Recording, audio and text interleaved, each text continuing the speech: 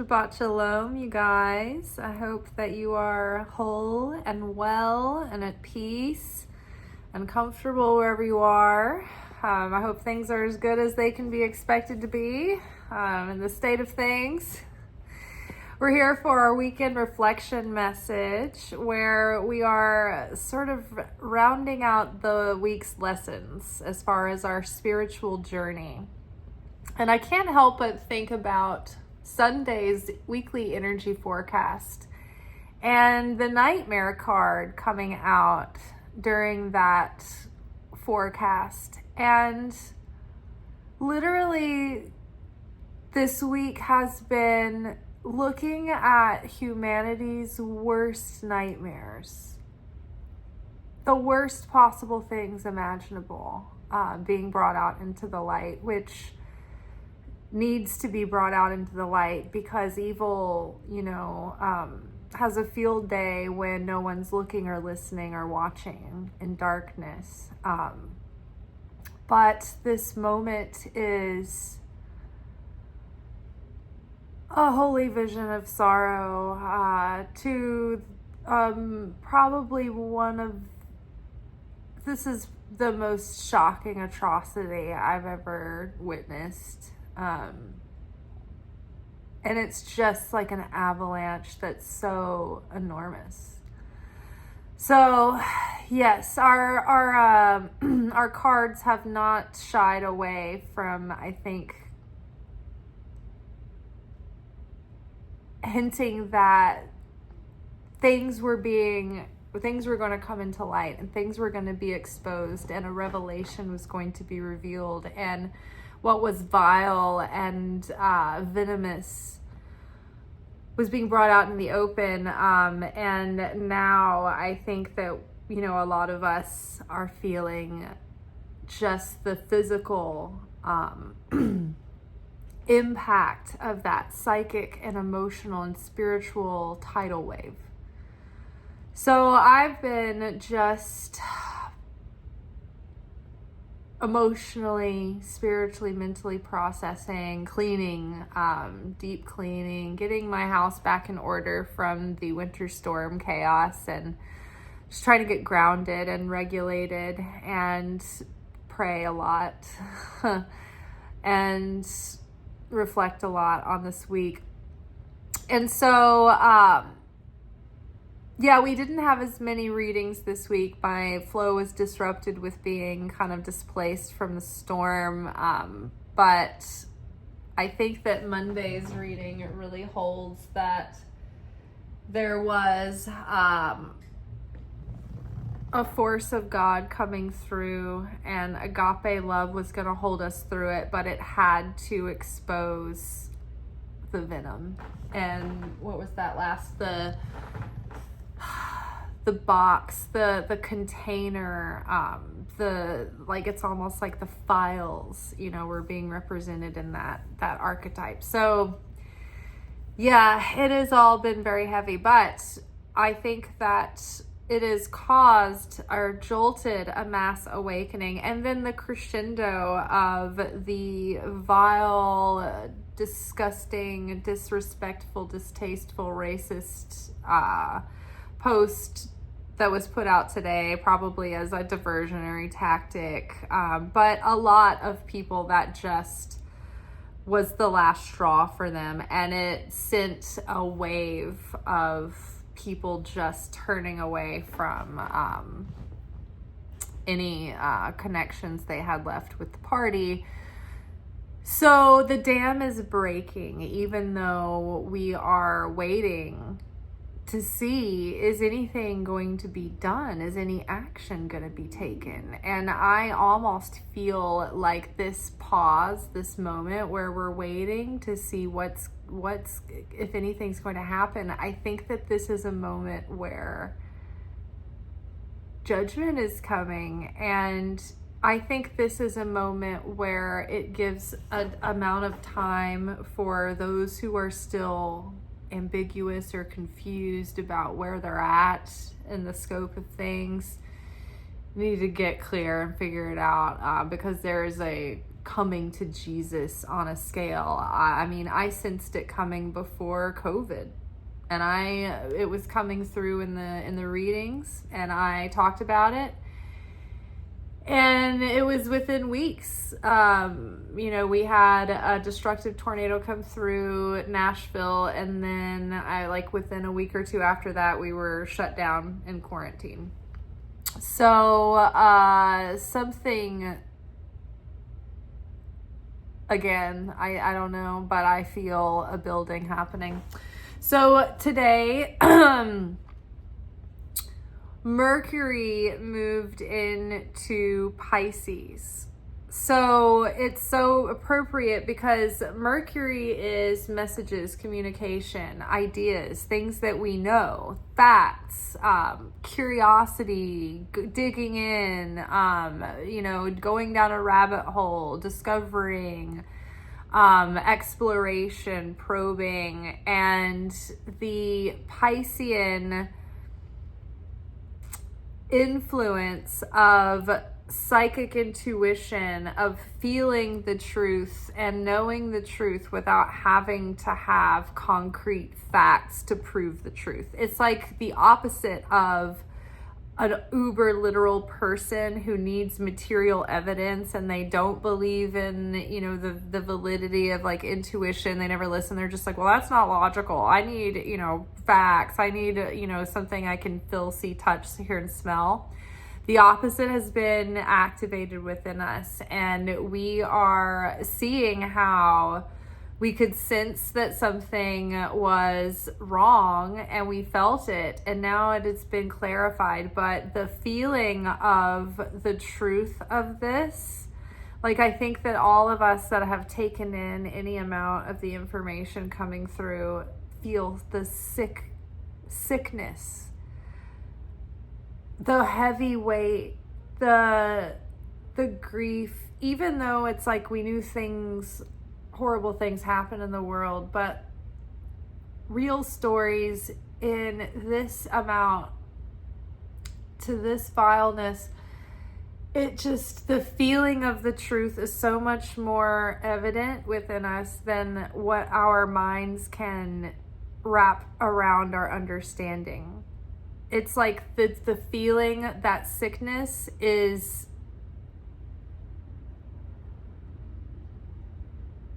it's demonstrating or displaying for our mind, like it's helping our mind wrap around the magnitude, I think. Sort of like how in reflexology, when, a masseuse is getting into those knots and they're targeting maybe releasing your grief, and just feeling even the pain of that being worked away is almost like a relief, because it's in a way your body is helping you witness your own pain.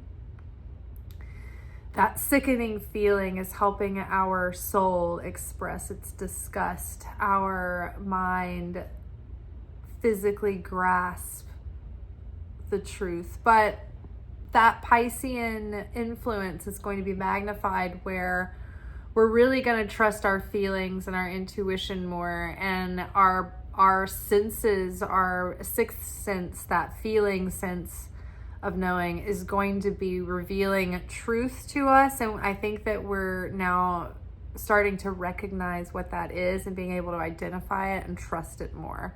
So intuition is this card. It's actually Mercury in Cancer, but the sentiment is still the same. It's going into that intuitive, empathic, psychic water sign.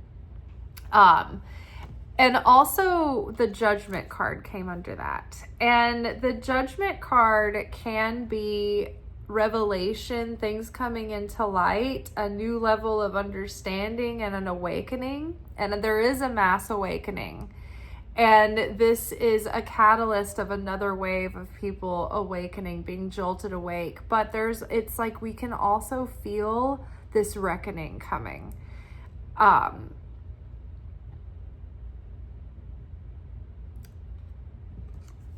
Judgment is also Judgment Day.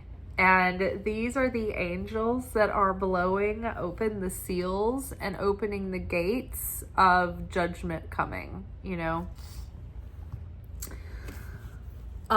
We have the moon in Aquarius, which is like how we feel about humanity and the human rights and the indignity, and like Aquarius cares about the greater good and the collective and humanity and the humanitarianism and sharing and advancement for the betterment of the human sojourn. So our facing, like the moon has to do with what's hidden, our intuition coming up, facing our fears, like facing our nightmares, facing what's been hidden in the shadows, what is ultimately the most threatening reality to any sense of security, both physically, emotionally, on an intimate level. It just feels like the violation is permeating the air right now. It just feels and so it is stirring, though, this moment in the collective where we see through the veil, and a mass amount of people are like, okay, there's no more, like, everything's out in the open now. There is no more illusion. The curtain has been drawn back, right? And we see the opponent at play and pulling the strings of all of these systems everywhere, the way the world operates. And so now that we can see it in broad daylight, we have an opportunity, right, to shift the power. When we talk about in Secret Teachings of Jesus, in the Gospel of Mary, her overcoming those demons, once we transcend and hold dominion and sovereignty over those inner demons, those inner weaknesses in us, then we see sovereignty and power. And the same is true for on an individual level and in the collective level. And so I think that the people have never been more united, and there's a growing sense of unity and harmony, and there is a wave of regret, sorrow, disgust, remorse. There's all kinds of things up in the air right now, but there is an opportunity to shift the trajectory of humankind, to transmute this darkness, to shift the balance of power because of the mass awakening of consciousness in people. The more we are united, the more there is a critical mass awakening, the more it shifts the wave going through other people as well. So we have to make the most of this time. The Two of Wands is like there's an opportunity, and it's like a moment to seize an opportunity, maybe even a shift in power, or a shift in leadership, or seizing an opportunity to be of influence or a leader in a situation. So not looking to the institutions of the world to direct us or to lead us or to guide us or any of those things. It's like we're like, oh, I'm taking my own sovereignty back. And we, the collective, are choosing the new world that we are going to be creating and building. And there's already things in motion. There are already so many things coming about. Even just like state representatives getting together in historical numbers to, come in a unified plan to work together to combat things that are happening right now. So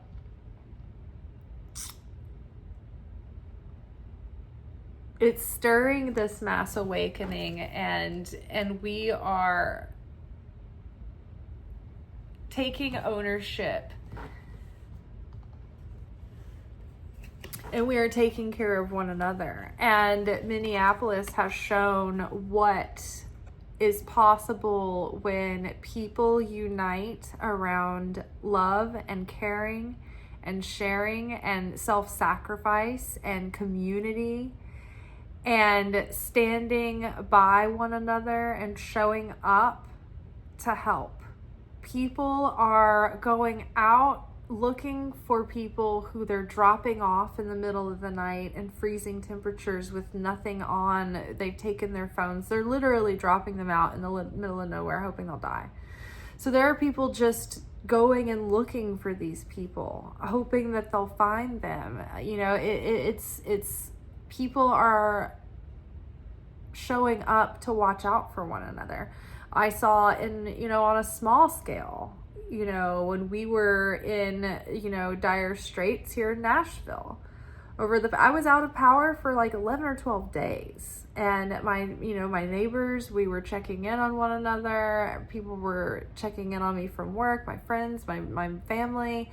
People were sharing resources. They were, taking each other in. Like, people were looking out for one another. So we have the moon in Libra here. Companionship, again, our security and our feelings, our literal security and our feelings of security are going to grow as we come together, as we take care of one another, as we draw closer, and we come together to protect one another in a united cause. So we have 6 of Cups, and I feel that this is something has stirred in us, that we have seen the horrendous theft of thousands of innocent people's innocence. And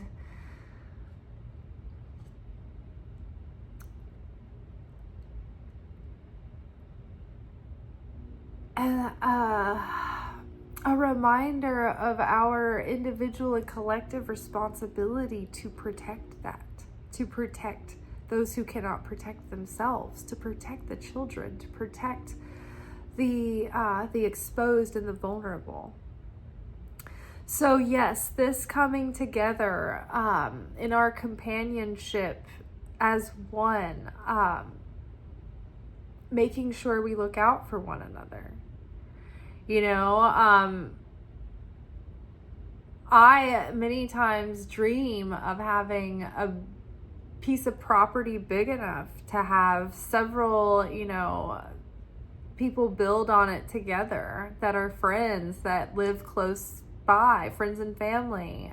So everyone's close by and everybody's looked out for, and no one feels like they are left out and exposed.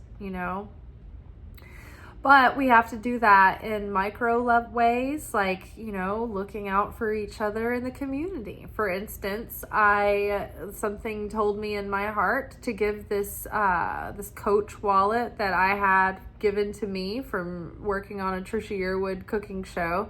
She brought a whole bunch of her wardrobe and things in that she was giving to us, and I had it. I never used it. This woman, I remembered, she was a cashier. She was like scanning my groceries, and I remember we were talking about purses, and she said she liked Coach. Immediately I thought of this wallet, and God wouldn't let me forget about it until I took that wallet to her and found a day when she was there at work. She said, "Oh, I was praying for a wallet. I really needed one." And I was like, "God told me to bring this one to you."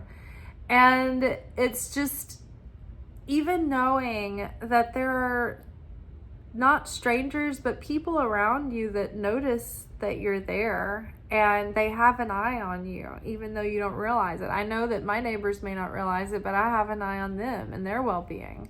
And my neighbors had an eye on me, even though we may not have never really talked a lot before. We had a reason to talk, and it didn't matter that we all didn't know one another.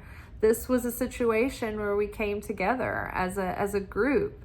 The street, emailed our representatives as a collective, and we got our power fixed, and I screamed into the power lines. I didn't write a letter. I was too tired and too overwhelmed. So I yelled into the void, and I yelled my poignantly worded letter and complaint, and I just screamed it into the neighborhood, and I think that added a lot to our cause. Oh, yeah, sense of unity and brotherhood and help and brotherhood and sisterhood and like a united human family. You know, people all over the world have been struggling over for a little over a year now in just the midst of chaos. But in another way, humanity is coming together, not locally, but on a global scale. So I think that's really, really amazing that, to have the fear of God is both to know that, like, during these times, like, there will be a reckoning, and it is chilling to think about it, but also having the awe of God in the sacred and appreciative and holy sense, the reverence, like a fearless reference, not like I'm afraid of you, but I am in awe and I marvel. And so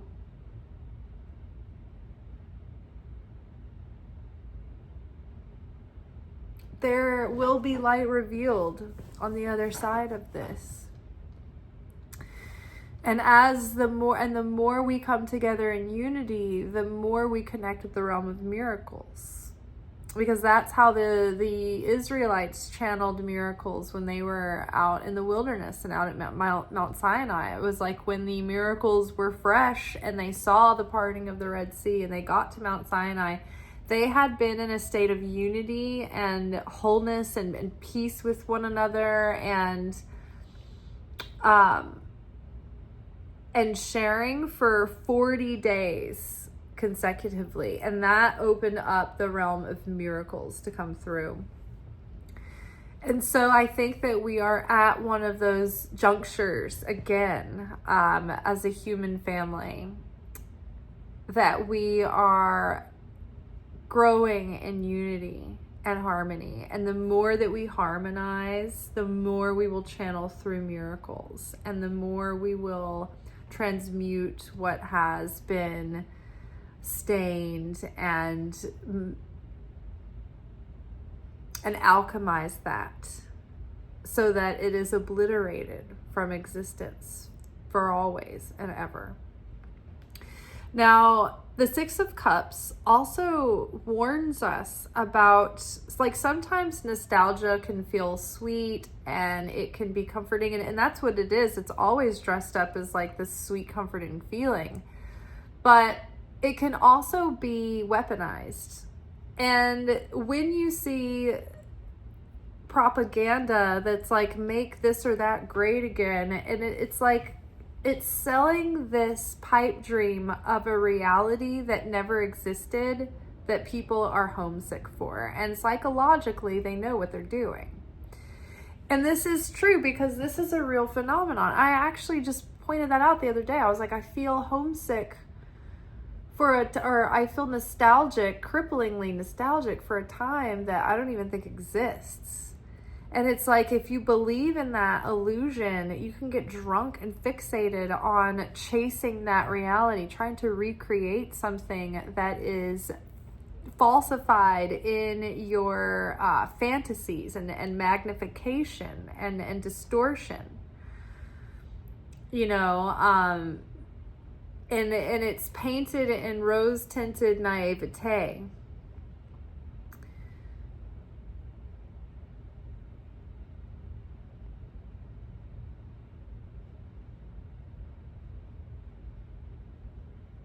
And so I think that learning the ways that an oppressor can get in there and weaponize where we keep our back door a little cracked, that's how people were sucked in to begin with. they had these little, places, little cracks in the door, and that's where evil, that the Bible, the Torah says that evil is always crouching at the door. It's always waiting for a little crack to get into our consciousness, to get into our heart, to get into our life, to get into our actions, to get into our consciousness, our reactivity. And that can be dressed up in so many different things. And sometimes it can wear it could be dressed in sheep's clothing. Let's put it that way. Well, that is all for tonight. I am hungry, I'm starving, I'm sleepy, I'm tired, I'm traumatized, I'm in shock. I am enjoying the peaceful vibes of a clean house. It's been smudged, been cleaned. I am going to watch a Kabbalah class and have a nice little Shabbat and connect with the Creator and enjoy some sacred time. Ooh, I'm rewatching The Chosen again, guys. My favorite comfort show. So I just will throw out there that if you guys haven't seen this other show that's become my favorite show, it's called The Promised Land, and it's available on YouTube. They have a whole channel, but it's like the first 6 episodes of the series. And it's made by some of the friends of the people who make The Chosen. And it is a mockumentary style, like situational comedy. And it is biblically accurate, but also dramatized, of the Isrealites in the wilderness. And it's sort of like a reality show where they're like, doing like the on-camera interviews. And it's so funny. It's so relatable. It's got a lot of heart and sincerity as well. And also morals of the story and lessons. And you see yourself in these characters for sure. But I just love things that bring the Bible to life off the page. Especially if it's well made and it's not overly sentimental. And this show's got teeth, so I think I like it a lot for like a Christian content. Not always a big fan, but these 2 shows I can give my stamp of approval.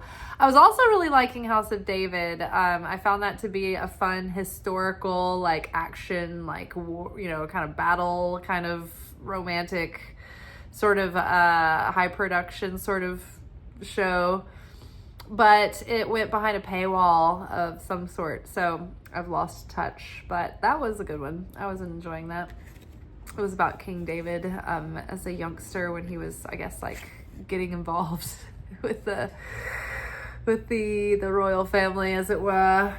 Well, all right, guys, that is all I've got in me. I will see y'all tomorrow night for Secret Teachings of Jesus, and we will be in our final portion of the Gospel of Mary. So, barring that, there's nothing just takes it out of me tomorrow to the point that I can't even talk by the end of work. Hopefully we will be meeting for our Saturday night secret sermon. So that usually drops around 1 a.m. or so, because I film that around midnight. So I will see y'all then. Peace. Ciao. The cards really are so on point today. Mercury entered Pisces on this day, intensifying our intuitive ability to feel the truth. There's a critical mass of people awakening and coming together for the greater good. We are unifying in love and oneness and sharing, which is exactly what opened the gates of miracles for the Isrealites. Judgment is coming.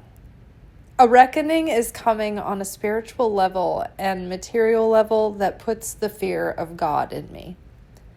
Darkness is collapsing. We are the people who march and sing and bring down the walls of Jericho through our collective harmony. We have got to repair what is broken, heal the innocent who have suffered, and collectively work towards true peace, which is a peace that comes from wholeness. a peace that can only come from disrupting and undoing what has been done in darkness.